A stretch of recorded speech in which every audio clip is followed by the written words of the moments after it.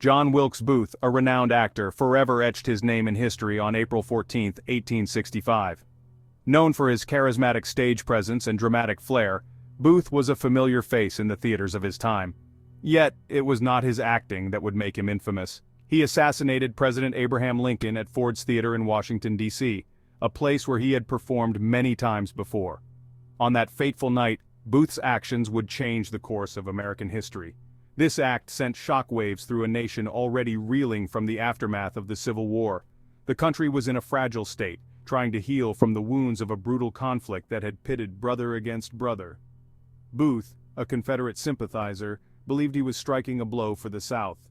He saw Lincoln as a tyrant who had destroyed the Southern way of life.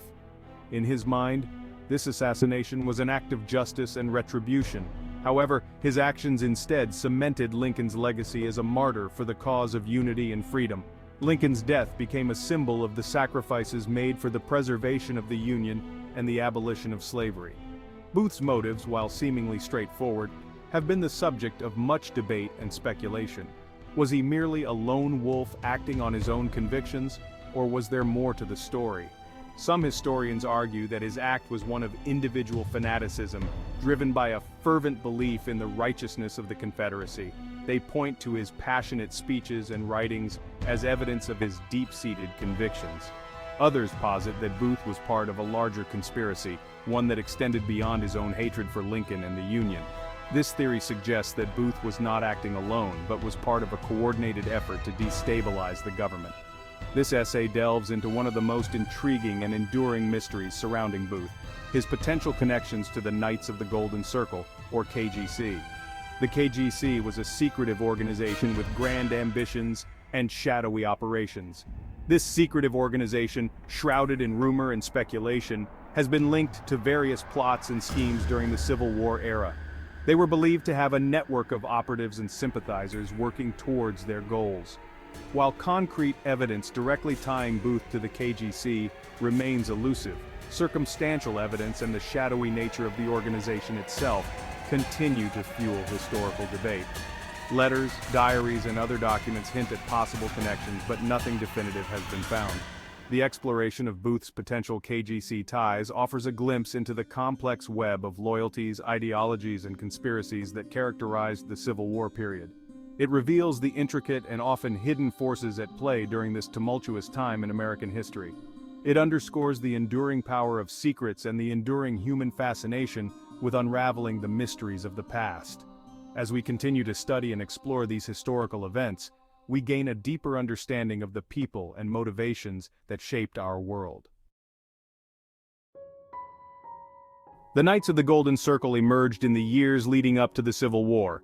This secretive society, often shrouded in mystery and intrigue, played a significant role in the turbulent times that preceded the conflict.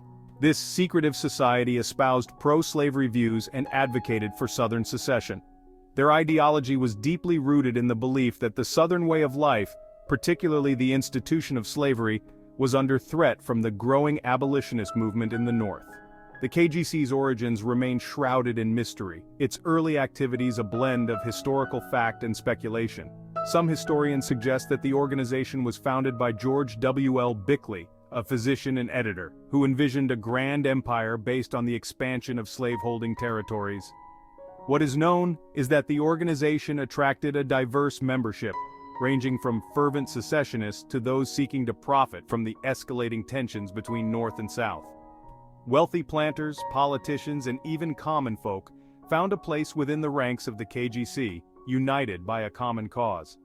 The KGC's primary goal was to create a new nation, a golden circle encompassing the southern states and extending into Mexico, Central America, and the Caribbean.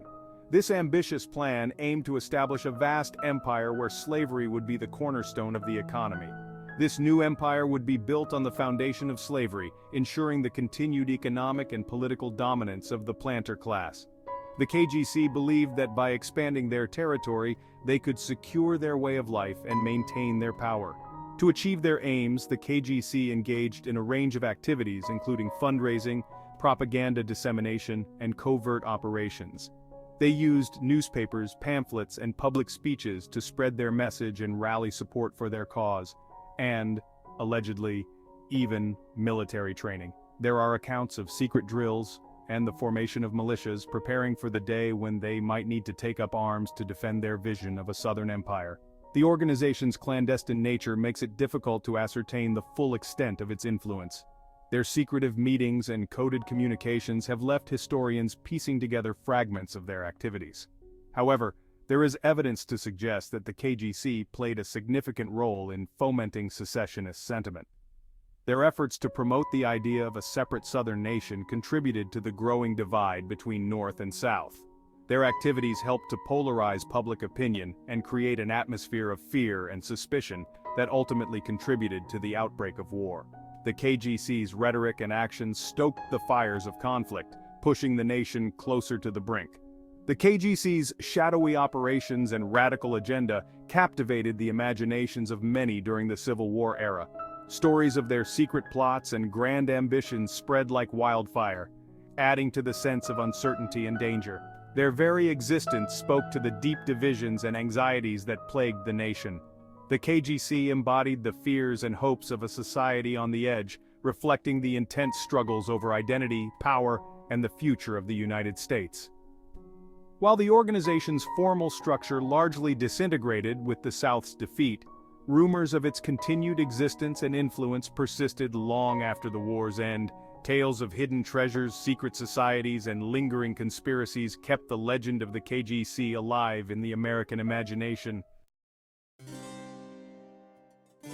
John Wilkes Booth was a fervent supporter of the Confederacy. Born into a prominent family of actors, Booth was a well-known figure in the theatrical world.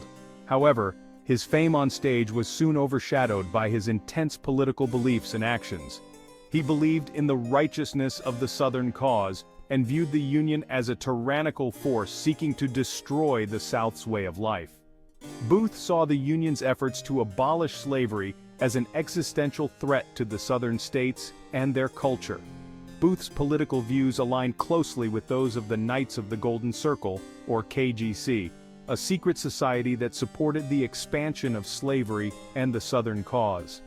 Both the actor and the secret society shared a deep commitment to the preservation of slavery and a belief in the inherent superiority of the white race. This shared ideology created a strong bond between Booth and the KGC, even if it was never formalized. Booth's passionate support for the Confederacy led him to actively aid the Southern cause. He used his fame and resources to support Confederate efforts, becoming more deeply involved as the war progressed. He participated in clandestine operations, smuggling quinine to the Confederate Army. Quinine was a crucial medicine for treating malaria, which plagued many soldiers in the southern states. Booth even took part in a plot to kidnap President Lincoln, hoping to use the president as a bargaining chip to secure the release of Confederate prisoners of war. This audacious plan highlighted Booth's willingness to go to extreme lengths for his cause. While there is no concrete evidence that Booth formally joined the KGC, his actions and associations suggest a strong ideological affinity with the organization. His involvement in various Confederate plots and his outspoken support for their cause made him a natural ally. The KGC actively recruited individuals who shared their beliefs, and Booth's outspoken support for the Confederacy would have made him a prime target for recruitment. The society sought to bolster its ranks with passionate and influential supporters like Booth. The circumstantial evidence linking Booth to the KGC, while not conclusive, is compelling. His known associations with key members of the society and his participation in their activities suggest a deeper connection. Both Booth and the KGC shared a common enemy in the Union and a shared vision for the future. They envisioned a nation where the institution of slavery would continue to thrive and where the Southern way of life would be preserved. This ideological alignment, coupled with Booth's known involvement in clandestine activities, raises intriguing questions about the true nature and extent of his ties to the secret society. Was Booth merely a sympathizer, or was he an active participant in the KGC's grand schemes? The answers remain elusive, but the connections are undeniable. John Wilkes Booth was not a lone wolf in his hatred for the Union. He surrounded himself with a coterie of like-minded individuals, many of whom harbored their own grievances against the Lincoln administration. This circle of associates, bound by shared ideologies and a willingness to act on their beliefs, became the subject of intense scrutiny following Lincoln's assassination.